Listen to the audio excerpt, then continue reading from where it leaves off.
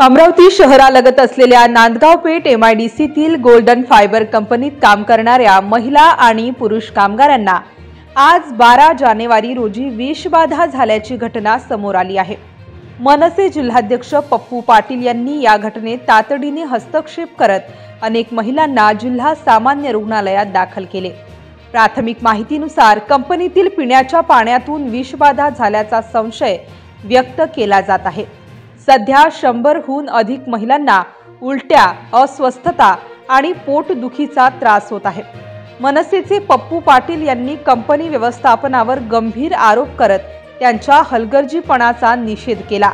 व्यवस्थापकांना फटकारत त्यांनी कामगारांच्या आरोग्याशी खेळ सहन केला जाणार नाही असे ठणकावले। विषबाधा झालेल्या कामगारांवर जिल्हा सामान्य रुग्णालयात उपचार सुरू असून रुग्णालयात मोठी गर्दी झाली आहे। या घटनेमुळे कामगार वर्गात भीतीचे वातावरण निर्माण झाले आहे।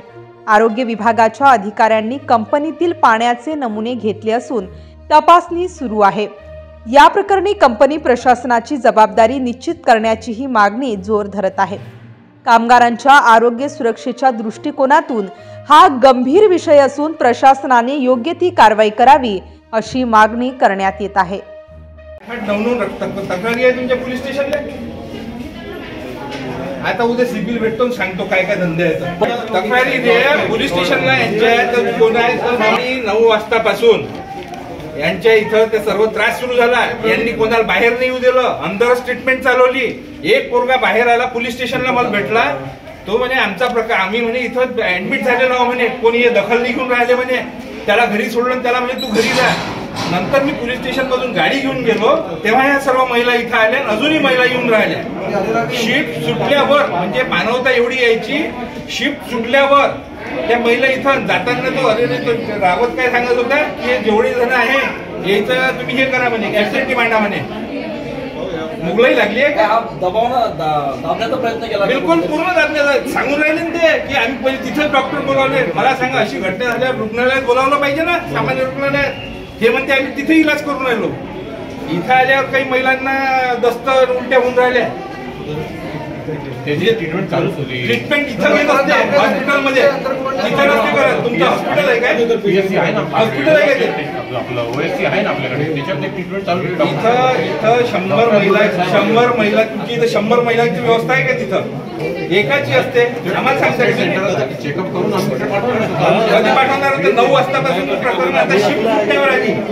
3 वाजता शिफ्ट सुटते, मग 3 वाजता शिफ्ट सुटते।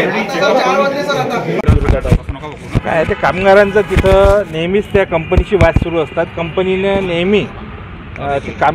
नेहमी कामगारांना दाबून ठेवते आणि म्हणून आज सकाळी मला फोन आला की कंपनीच्या काही लोकांना विषबाधा झाली आहे, महिला आणि पुरुष दोन्ही होते।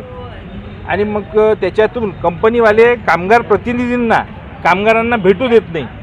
तर मग मी त्यांच्याशी संपर्क साधला, जे तिथे HR होते। त्यांनी सांगितलं की प्रकरण काही नाही, 2-3 जणांचं प्रकरण आहे, फक्त पाण्यातून त्यांना पाण्यामुळे विषबाधा झाली। मात्र नंतर मला जास्त फोन आल्यावर मग मी पोलीस स्टेशनला गेलो आणि पोलीस स्टेशनला काही कामगार हे तिथं आले होते, गळलेले होते, त्यांना मी हॉस्पिटलला पाठवलं आणि पोलीसवाल्यांना सांगितलं की तुम्ही त्या कंपनीत जायला पाहिजे। पोलीसवाल्यांना घेऊन मी कंपनीत जेव्हा गेलो तर जवळपास 80 महिला ह्या इथं आल्या, अजून काही महिला येऊन राहिल्या आणि काही महिला या घरी आराम करण्यासाठी गेल्या।